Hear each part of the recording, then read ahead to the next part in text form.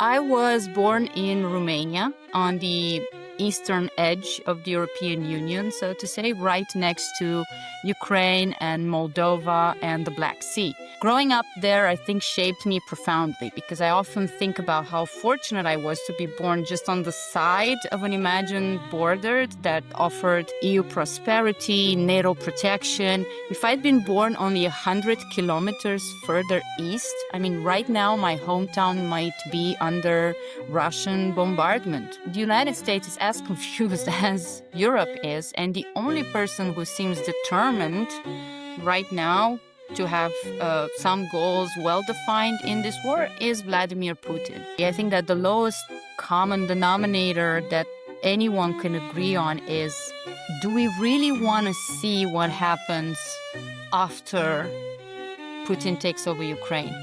I think that the EU is really capable of acting as a true geopolitical power, particularly in a multipolar world. It's capable, but ready, not quite. As I said, the EU is built for consensus and not for speed. This is frustrating in times of crisis, but it also means that its actions, once agreed, are very resilient. Sanctions punish, but they rarely transform, whereas subversion goes after the foundations of Putin's regime, and it goes after its elites, its economy, its ability to retain talent. And if you encourage capital flight and brain drain and elite defections, you weaken the system from within. We have very different viewpoints on many things. But a lot of these issues are American issues. They're not Republican or Democrat issues.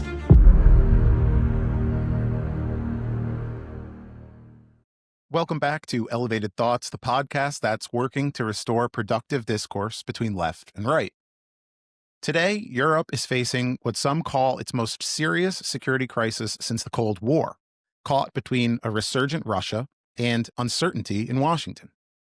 Our guest today is Veronica Anghel, who leads the Global Risks to the EU project at the Robert Schuman Center of the European University Institute, where she also co-directs the European Governance and Politics program. She's the co-author of the recent essay published in Foreign Affairs called Europe's Delayed Reckoning with Russia. And I think you co-authored that with Sergei Radchenko, our previous guest. Is that right? That's right. Sergei's great. Awesome. Well, in that essay or that article, you guys make the case that the EU needs to rethink its approach to Moscow. And in this conversation, we're going to dig into kind of your arguments for a more aggressive and calculated European strategy, and maybe ask whether the continent is truly prepared for such a change like that. So Veronica, thanks so much for being here. How are you today? Hi, Cooper. Thank you, Michael. It's really great to be here. I'm okay, still in Europe, still having Russian incursions, but definitely a lot of reactions from the European Union side. So I'm happy to talk about them. We're really grateful to have you, like we said. So just to get started, we always like to talk about our guests, kind of the credentials, so people know that they can trust you and understand what your positions are here. So why don't you tell us a little bit about yourself, how you got into this world, and some of, what your thoughts are. Yeah. So I was born in Romania on the eastern edge of the European Union, so to say, right next to Ukraine and Moldova and the Black Sea. Growing up there, I think, shaped me profoundly because I often think about how fortunate I was to be born just on the side of an imagined border that offered EU prosperity, NATO protection. If I'd been born only 100 kilometers further east, right now my hometown might be under Russian bombardment, right? So that awareness has always pushed me to try to understand how politics and security really work. And I spent many years in Romania trying to contribute to its foreign policy world. I even had a brief stint as a junior foreign affairs advisor to the Romanian presidency during Russia's annexation of Crimea. So that was 2014, 2015. And that was a crash course in geopolitics, right? So it was really very intense to try to figure out what is starting to change in EU security. But it was also a crash course in my own limits. I was too young, I was too outspoken. You think you're smarter than everyone, and then not very good at playing the political games that my boss is expected. So I decided to stick with academia, where asking hard questions is actually encouraged. And that path took me to Stanford on a Fulbright scholarship, and then to Johns Hopkins at SAIS, and now I'm at the European University Institute, which is really the EU's top research university. And along the way, I've taught and researched and tried to make sense of how domestic policy and foreign policy are inseparable. And at this point, I probably also feel more European than tied to any single nationality, particularly when I'm in the US. Well, sure. I think it's important to contrast the way the EU operates versus, say, the U.S. A lot of our audience listeners are interested in either U.S. politics or themselves are U.S. citizens, and they might not be familiar with exactly how the EU works, right? So there's different. Every country has its own, generally parliamentary forms of government or some sort of democracy. But then there's kind of the EU itself, the European Union federated system, which operates above those structures. So maybe you could, elucidate those details for our guests a little bit and how that works. Yeah, Michael, almost a federation, so not a Almost. federation. Almost. Some people would be very upset with the concept of federation, and then That's others, right. I understand it, are for such a thing.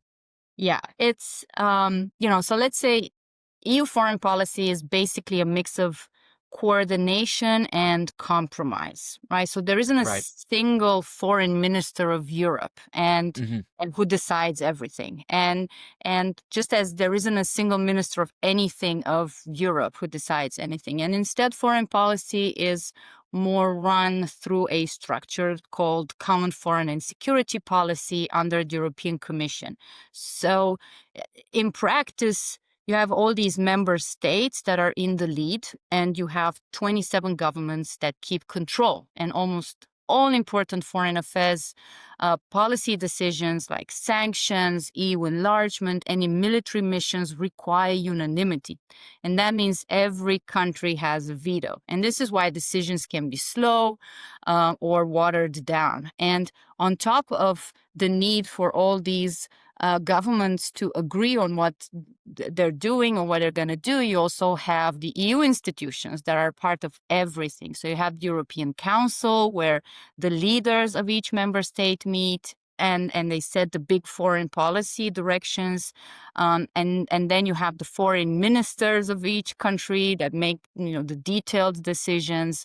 And then you have the president of the European Commission, who is now Ursula von der Leyen. That is the closest thing you could get to Donald Trump, let's say, as a head of a country, and she would represent the EU in most external and foreign policy missions. But then you have the High Representative for Foreign Affairs, which would be Marco Rubio, and right now is Kaja Kallas, and she's like a coordinator or a spokesperson. She can't really act without member states behind her. And so when you have all these people who have to decide together with member states, you end up with a foreign policy or any policy, but we're mostly talking about foreign policy, which is a lot like a hybrid. So you remember when EU leaders came to the White House with Zelensky to meet President Trump, and they were a group of people, right? So because you don't have one person that can represent the European Union.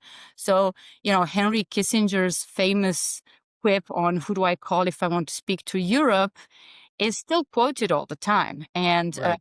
the point is not that the EU lacks the ability to act, right? It's that Europe's actorness is dynamic and deliberately not concentrated in one leader who gets to pick up the phone and answer whatever question someone has.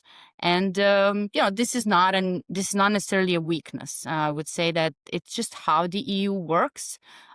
Its foreign policy machinery reflects its identity. It reflects what the European Union is as a system that's managing common pool resources. And in this context, and what we're talking about is that security in itself is rivalrous. So member states can disagree on where to spend money, diplomatic leverage, where to spend, military attention.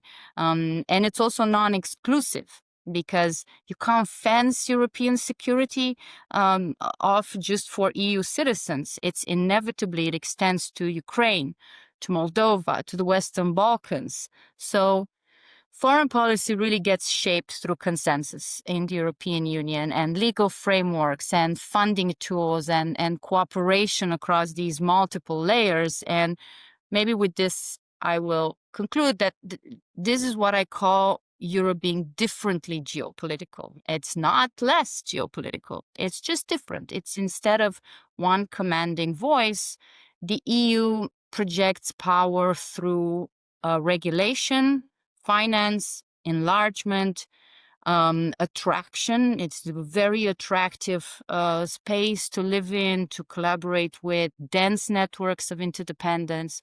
So in a way, geopolitics in Europe takes a village, right? So it's messy, but it's also durable. And that's why Kissinger's joke is, still stands, but also why it's kind of misses the bigger picture here.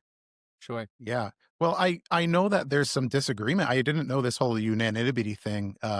In when they make decisions, like I know Viktor Orban is maybe even tilting openly towards Russia. So it seems very hard that the EU is going to come to any definitive, answers on sanctions. Or in your essay, you had argued that Europe needs to be more welcoming or figure out a way to get the Russian oligarchs to kind of defect from the country there. So you opened the essay by saying and pointing out how Poland acted when Russia claimingly they accidentally shot drones over the Polish airspace, and they ended up shooting those down. Just a few days later, the same thing happened over Romania, and they didn't seem to act or do the same. This is evidence to what you're saying, that they all kind of run their own programs there. But doesn't this kind of pose a bigger problem when we talk about NATO and the Article 5 discussion, where all of a sudden we have Poland and NATO forces presumably shooting down drones fired by the Russians? Romania seems indifferent. So how can we as Americans kind of interpret the goals and trajectory of the EU to continue to bankroll a little bit, right? The Ukrainian side of this. How can we level that with these two decision-making processes? That's a really good question. So first of all, you refer to the drones, and these drones have been challenging NATO airspace for quite a long time. They have, excuse the metaphor, but they've been flying below the radar, of the conversation, but not in reality. You have had drones dropping on Romanian territory, usually shot down by Ukrainian defense forces, for a long time. What's changed now was that the Russians seemed to be more aggressive and more intent on breaching airspace. So it was very difficult to still look at what was happening as accidentally having drones across the Ukrainian space. So I think that one thing to notice is that right now we are seeing escalation from the Russian side, and it still meets a reactive posture. And it meets a reactive posture not just from European Union members, but also from the United States, who is not in its usual foreign policy posture, and it's really difficult to understand exactly what the United States wants to do with Europe. It seems that the Trump administration wants an end to the war in the Russia-Ukraine war, but doesn't really know what else to do beyond this, and it's using a lot of coercion to that end, distributed weirdly towards the victims, distributed towards the Europeans. But it's unclear what exactly is a Russia policy in the United States or in Europe. And so in that sense, what should we tell the United States is that I think the United States is as confused as Europe is. And the only person who seems determined right now to have some goals well defined in this war is Vladimir Putin. Right now we see he normalized drone incursions, pressure along NATO's frontier. NATO air defenses have engaged drones over Allied territory. They've engaged also these fighter jets. Poland has promised just now that they will shoot down everything that enters their airspace. Romania has also activated to set up the legal requirements and this decision making on what will happen the next time drones will come or fighter jets.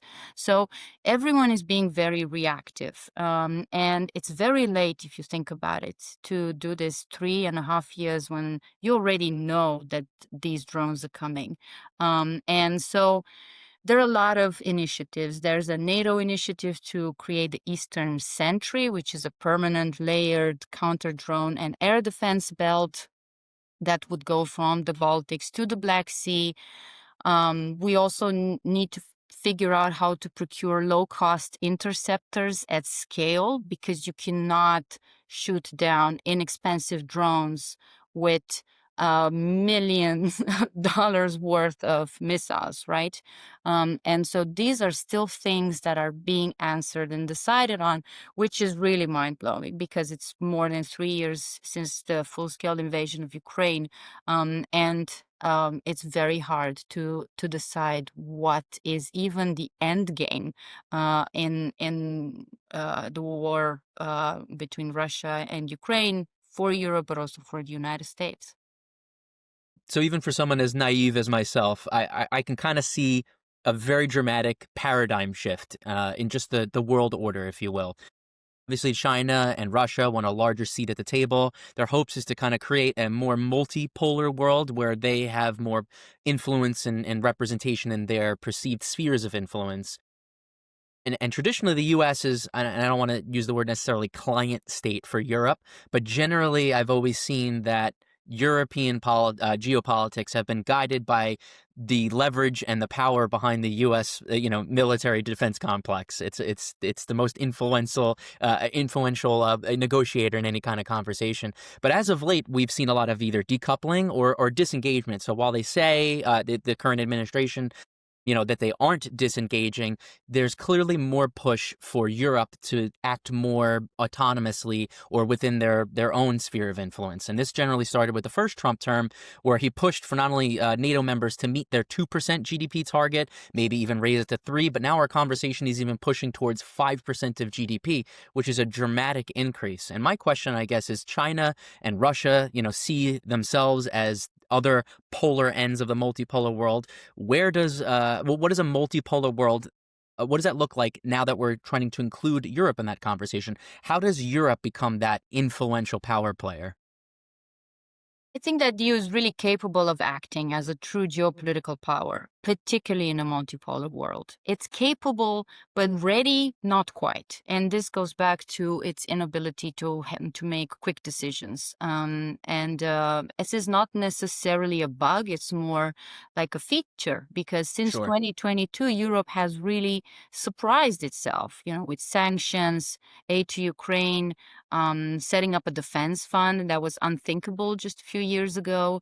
But as I said, the EU is built for consensus and not for speed.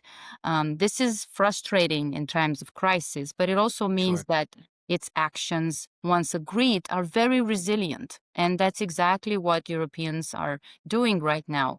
And they are reorganizing supply chains. They're trying to redistribute resources in such a way as member states don't compete against each other in how to end up at only the high end of the supply chain, while nobody wants to do the ammunition, and which doesn't give a lot of profit, but somebody needs to do that as well. So where the EU is stronger is in areas like trade, development, education, climate, even some aspects related to migration. The EU has more powers because these are tied to the single market or budget. And that's why some aspects of aid to Ukraine can come together relatively fast, and they were tied to money and trade rules, where the EU has real authority. But where the EU is weaker is that anything involving military force or rapid crisis response takes a lot of time because unanimity is required, and one or two states you mentioned, Hungary, can block action. And this is why the EU often looks divided on big geopolitical questions like China or the Middle East. But and I do want to stress this also for an American audience, the way that the United States has been a part of how the EU was created after the Second World War is also why the EU is so dependent on the United States right now. That makes sense. And that is an issue that we can go into the history of how this creature, this entity that is the EU, has been developed. But this is something that it's not just that Europeans wanted it this way. It was also the United States that wanted to be a the entity that delivers for the European Union in security, so that Europeans don't do that for themselves, and that they don't create any kind of separation in terms of security between themselves and their own interests and the interests of the United States. And that's what's changing. And I think that it's also important to remind this to those analyzing transatlantic relations, that the EU definitely took advantage of this setup in many ways to create prosperity, to create integration. But the United States also benefited enormously by having this, as you called it, a client state in terms of security that always backed up the United States in international relations. It's interesting. I wonder what your take on the word imperialism. I mean, when we talk about multipolar worlds and hey, this guy's in charge, it's funny because that's what Russia says that they're fighting or seeking imperialism in many cases. But I wanted to ask, just to put a point on it. It seems like Trump encouraging the European Union and these member states to increase their contribution to NATO and their security is a good thing, right? And on the scale of good and bad, we can say that that's good. And I wanted to ask another thing about communicating with Putin, or the alternative of labeling him a war criminal and shutting him out. And I'm wondering what your take is on that, Veronica. Is it a net benefit to engage in conversations with someone like Putin? Is it the right way to create a solution to the war and end the conflict? Or is it better to ice him out and sanction him and try to steal his oligarchs and the wealth that's in his nation? Or could that just strengthen his resolve and the Russian nationality? I'm curious what your take is on that. Engage him or don't? Right. So it's never a simple answer. In in the foreign affairs piece that I wrote with Sergei Radchenko, we also suggested subversion as a better tool than sanctions alone. And why was that? Well, we thought that sanctions punish, but they rarely transform. Whereas subversion goes after the foundations of Putin's regime, and it goes after its elites, its economy, its ability to retain talent. And if you encourage capital flight and brain drain and elite defections, you weaken the system from within, rather than creating a fortress around the regime, which we have also seen happening.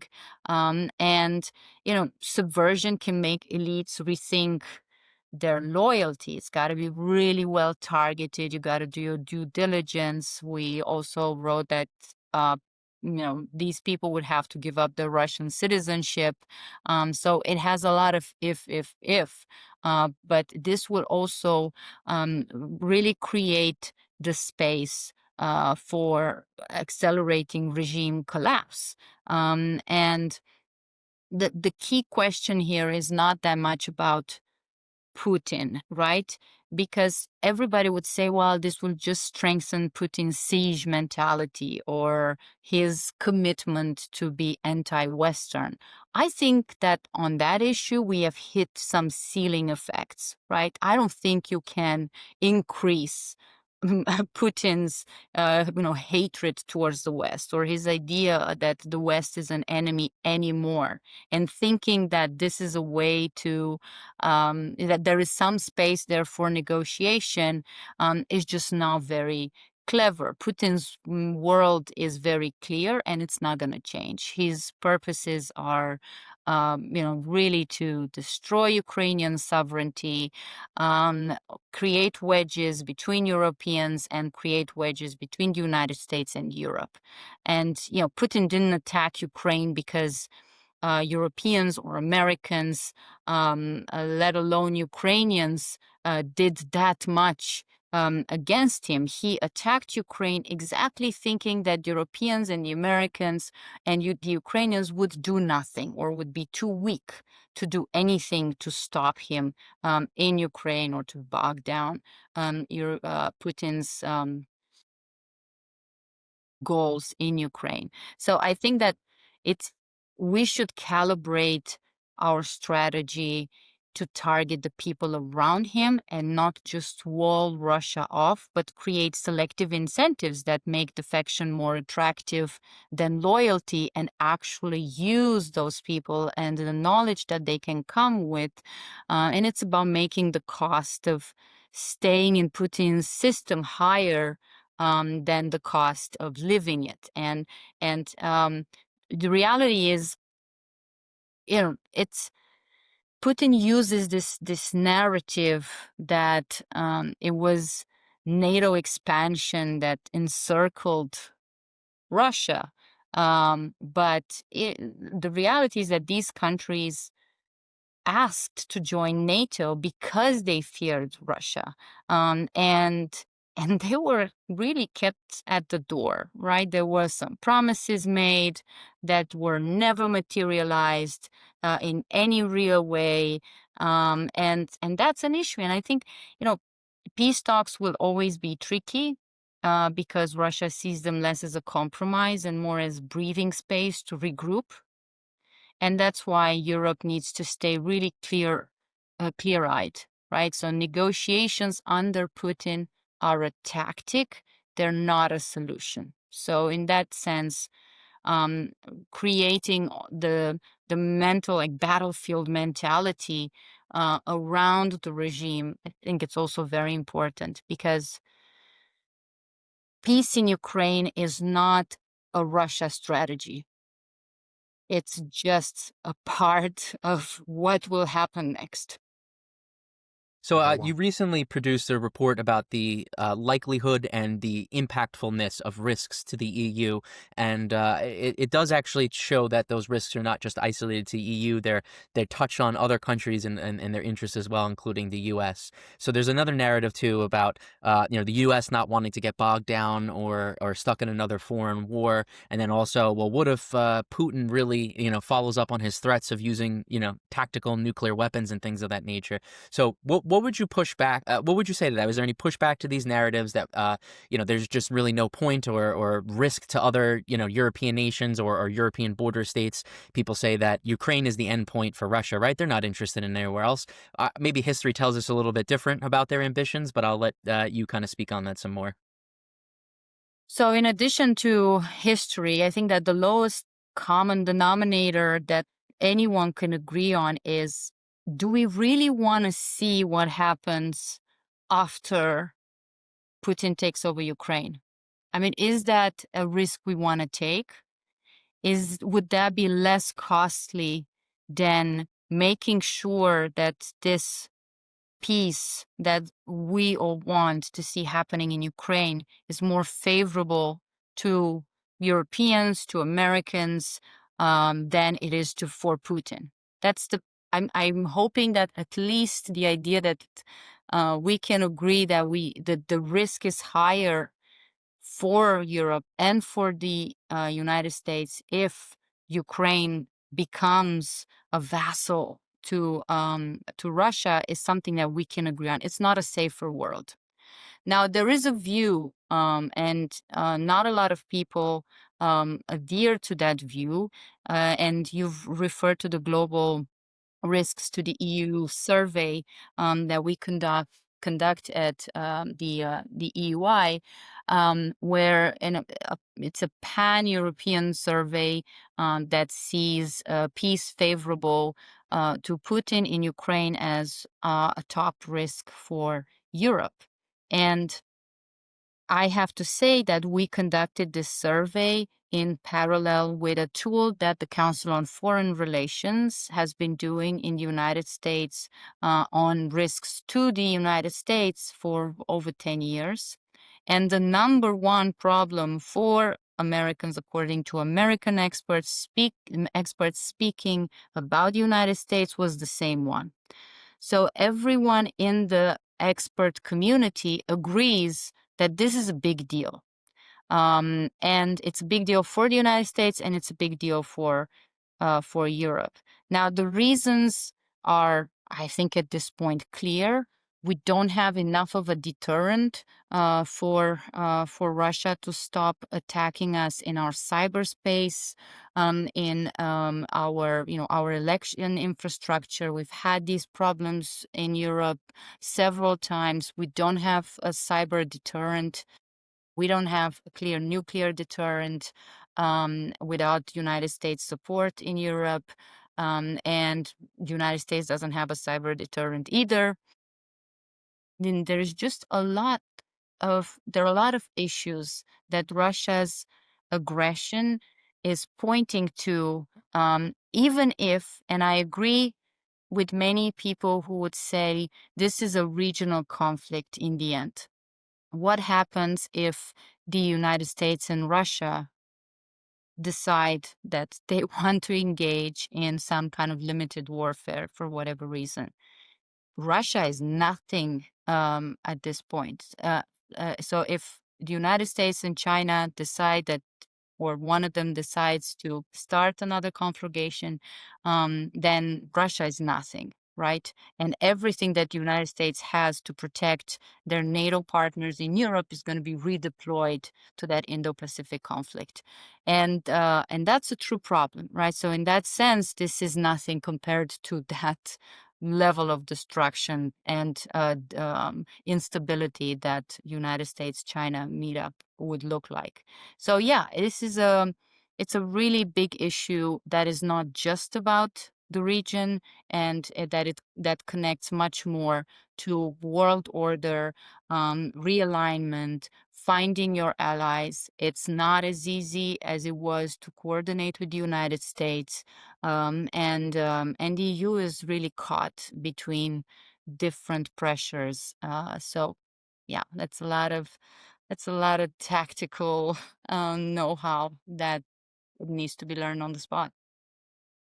It does seem like there's growing kind of aloofness among the right wing, and some on the left, but many on the right to say, who cares? Who cares if Ukraine is kind of owned by Russia or taken over? And I'm sure that there's some of that in Europe as well.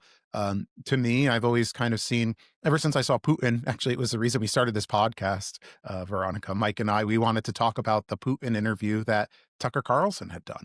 And my impression, and it still kind of is that Putin, beyond wanting to make a name for himself, has this almost sentimentality or like this historic or orthodox view of Ukraine where that's the goal. And I guess my question is, I'm wondering if Putin in the back of his mind is kind of looking at the state of Ukraine or the border, frankly, of Ukraine to Russia and sees it as a modern day Berlin Wall separating East and West Germany, where everyone in Ukraine can see the difference between walking that way and walking that way. And it seems to be a very easy decision. So why, even if Putin succeeds and takes all of Ukraine, I mean, wouldn't the Ukrainians just leave in droves at that point? I have to imagine that he looks to history, modern history of the Cold War, and says, there's no end solution to this. We don't win. So can you help me understand maybe what he's thinking when he's looking at Ukraine that way?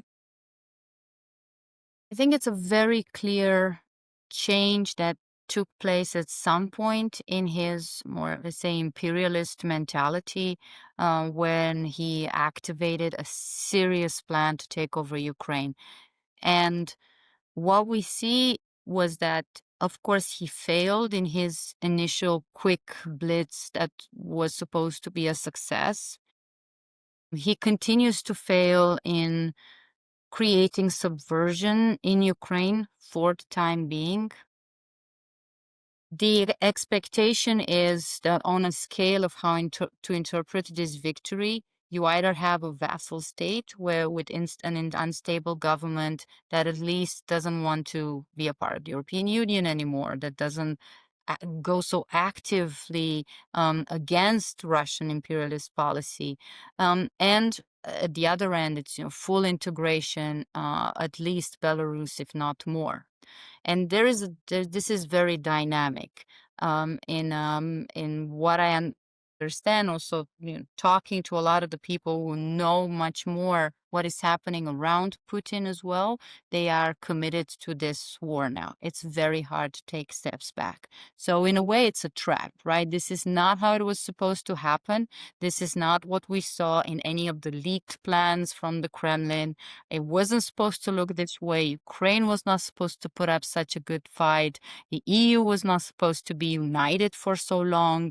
The United States was not supposed to invest this much in the initial days of the war, and since, with intelligence, with finances, with a whole level of attention to which Ukraine has elevated itself in U.S. foreign policy, and we can still see it in the Trump administration for different reasons, perhaps. But there is a continuation of attention towards Ukraine. The strength of the Ukrainians who are outside Ukraine as well. So this was not the plan. And now you have to adapt to the plan. And the reality is that a lot of people in Russia are also benefiting from this war. And those kinds of economic benefits are very much connected to the elite, but they also trickle down at the level of, let's say, the poorer or less economically well-off segments of the society, where they can make more money out of joining the military than anything else that they could have done in the far-off regions of Russia. So there's a lot of complexity in the reasoning behind this war, but I think a lot of it is connected to the fact that they are in a trap right now, and they have to double down. There is a whole war economy that Putin has realigned around him and that he now has to use, and that just makes it even more dangerous for Europe as well, because what are you going to do with this wartime economy where 40% of your public spending goes on military equipment? That's not even very good, because you can't really connect with actual innovation that comes from abroad. So it's a real problem. It's difficult to figure out exactly what is the rationale behind it if we use our end goals in statecraft. We want prosperity, that we want stability, that we want peace, and war is not the first option. But I think that in the case of Putin, we have seen that is the case, and so there isn't really much that could change Putin's views. But hopefully, life is long. Russia's not destined to be this belligerent neighbor, even if for Europe it's always been that case, more or less. But yeah, there is a long-term strategy that we should have also for what happens after this war is over. So tying into that, what does the post-imperial Russia strategy look like?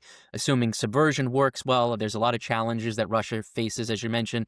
The hyperinflated wartime economy might bring some temporary benefits to some consumer spending and the money in their pockets because they're able to work for this. But obviously, history shows us that wartime economies don't last forever, and after the wartime, they're actually very, very problematic. Then they have population crisis as well. I mean, this is a problem with most of the industrialized world. Fertility rates are plummeting, but Russia and others are more susceptible to that.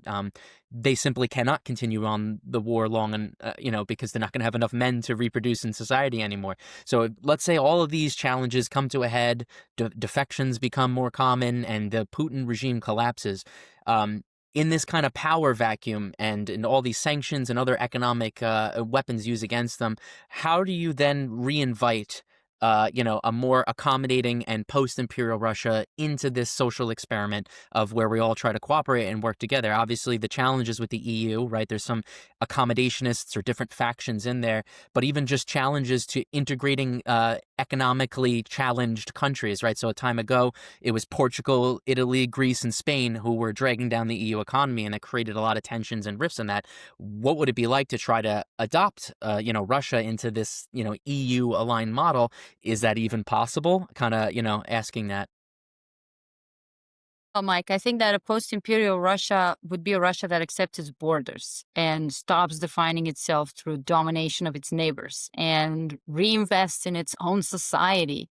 And Europe has been at the forefront of integrating Russia, even when it shouldn't have, even after the annexation of Crimea, in world trade, in collaboration, in interlinking energy sources from Russia to the EU economy. So it's really it's possible in an ideal world of complex interdependency, and Europe can help by keeping the door open, not to Putin, but to Russians who want something different, and that means supporting in the long run also again mobility and cultural exchange, and maybe even eventually trade, but only once this imperial project is over. And it's about planting the seeds of an alternative future. That alternative future might also go through this deployment of subversive tactics, because sooner or later it will all come to a head. What Putin wants is incompatible with European security. And if we haven't built a proper deterrent, the deterrence works by also showing strength if it comes down to that, right? And if that actually happens, and if some part of subversion will also be activated, and if the regime collapses and so on, it's a little bit of a you break it, you own it. And Russia is an enormous society and an entity, and so at that point you will also have to invest in recreating a stable Russia, because we are somehow also part of what of that outcome. And you do not want that level of instability in a larger than life neighbor next door that also has multiple nuclear weapons around the country. So I guess my final question then would be, and maybe have been answered by the collective responses by you in this interview, but is this paradigm shift in the EU where they see the US as kind of an unreliable partner, maybe not a malicious partner, but just not someone that they can trust, and they have to figure things out for themselves? Is that permanent? Are the wheels of change started and they kind of can't, turn the clock back, to use another pun? Or do you see the EU in the future, perhaps if a different US administration comes in that was maybe more like the Biden administration, would they kind of maybe wheel back a little bit and start relying on the US again? Or like I said, do you think this is a permanent change?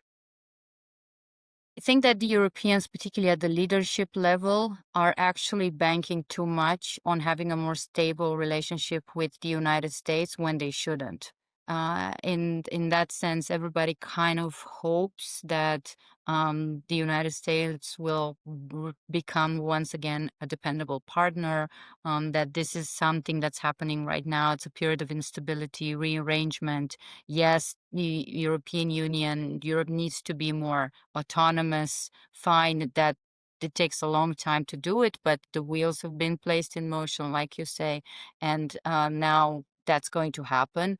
But at the same time, we're really dependent on the United States for a long time to come on really fundamental security deterrence, security as a security provider. And you mentioned the survey that I conducted just after President Trump was placed in the White House, and European Union experts all agreed that U.S. withdrawal of security guarantees to the EU would be as detrimental as a Russian nuclear strike. So right now, the level of anxiety is very high. It is based in reality to a certain extent because right now, if tomorrow something happens, the EU does not operate well without the United States. But in the long run, the US should welcome an autonomous Europe, a Europe that can act more on its own, but one that is not a rival. There are just so many things that still keep us very close. It's a strong partner, and the alternative is worse. Europe collapsing under pressure drags the transatlantic alliance down with it, and there is in no one's interest to have an unstable Europe. And I really am struggling to see why the White House has a current doctrine towards Europe as the one that they share right now. Veronica, this was an amazing conversation. We're really grateful. In fact, the link to the article that you guys wrote is going to be down in the comments here. But one last thing I wanted to ask you, it's kind of off topic a little bit, but more just your opinion on things. Here in the United States, we've had a spat of whether it's attempted assassinations or successful assassinations. There's been years and years, if not a decade plus, of really harsh infighting, finger pointing between the sides. And even you had mentioned it during this interview, potential foreign actors that are coming in and stirring up trouble here. So I wanted you to just spend a minute to give your opinion on the state of U.S. politics and the people here, kind of some of the discourse that you're seeing. Do you feel that it's figures like Putin and Trump who go onto the media and some claim are really heightening and firing up the conversation and making things at a breaking point? Or do you feel that it's maybe just the people are feeling this way and they're infighting? Or do you feel that it's bad actors kind of planting seeds, like maybe the Chinese are fomenting LGBT hatred or something like that? What is your take on the state of U.S. politics, its people, and its leadership, and where is the problem? From a European perspective, political violence in the United States, however it's manifested at a level of rhetoric or worse off in physical engagement, is the worst type of news that we can get. First of all, it creates an inward perspective for the United States establishment, and whoever is in the White House, then they have to deal with internal problems, and so be less engaged in the world that the United States shaped, that the United States has been for a long time a hegemon in, and the only superpower. So the more connected to the internal infighting that the United States is, the more likely it is that we will see conflicts all over the world, exactly because of this lack of attention, because of polarized and radically changing foreign policy. It's just bad news for everyone, and that is my first concern. I'll give you an example. If this White House administration has decided to pull out USAID funds, it's not only that they are hurting people immediately by not giving access to the kind of medical, let's say, support that the United States gave previously. It's also hurting itself because giving that kind of aid to countries is a form of soft power, but it is also a form of being a part of decision making in those countries, in every single board and distribution of aid, and where does it go. And that means United States interests are represented in countries in Africa and countries in Central Asia, anywhere. And that's not happening any longer. And that means China is moving in. That means other malign actors are moving in. So in terms of foreign policy, what the United States is doing now is a source of concern. It's activating everyone to try to figure out how to move quickly. As I said, the EU is not the best example for moving quickly, but other regimes are the ones that can benefit from this kind of separation between what the United States once was and what the current administration wants it to become. And here we have a really a question about how democracy versus autocracy is going to look like in the long run. And authoritarians can move faster. If the United States does turn to be more authoritarian, sure, they will move faster. They will break things. Having no parliament or no Congress to fight you off, no media scrutiny to slow you down, then that can happen, and a lot of things can move very fast. But democracies are also built to last, and they can absorb shocks, change leadership without collapse, mobilize resources in ways that authoritarian regimes can't sustain. So yes, I think looking at the United States, you can see a turn towards more centralized decision making, more authoritarian decision making that has an effect throughout, the ripple effects all over the world, because it's a giant, and when a giant moves, it kind of hurts everyone in its path. And yes, democracies look messy and slow, but in the long run, I think that that endurance is exactly what keeps a space like the European Union in the game. And the challenge right now is to stand up to challenges from within the system much more than what we're going to do with our enemies from abroad. Got you. Beautifully said. Well, Mike, is there anything else you wanted to add to today? Yes, where can people find your work? What are you currently working on, and what can we look forward to in the future?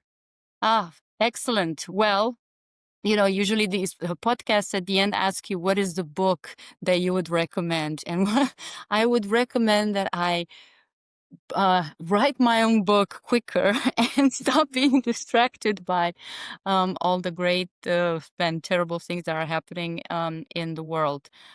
So definitely that's a work in progress, and trying to figure out why the EU is a geopolitical power, and where we could get some more knowledge about how to deal with complex interdependencies in a world in flux once again. I'm nerding out on the EU here with you guys, but I'm really enthusiastic about the complexity of a project, also as a scholar and not just a person who is a European. And I'm easy to find anywhere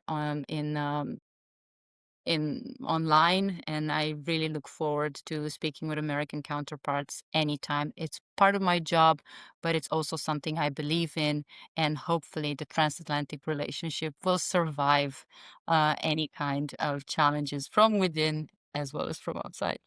As soon as you get that book ready, we love interviewing authors, so you're more than welcome to come back on the show and talk to us about it. That's right. Well, Veronica, thank you very much. All of your links and all that will be down below. So thank you so much to everybody who's listening. And this has been Elevated Thoughts. Thank you so much for having me.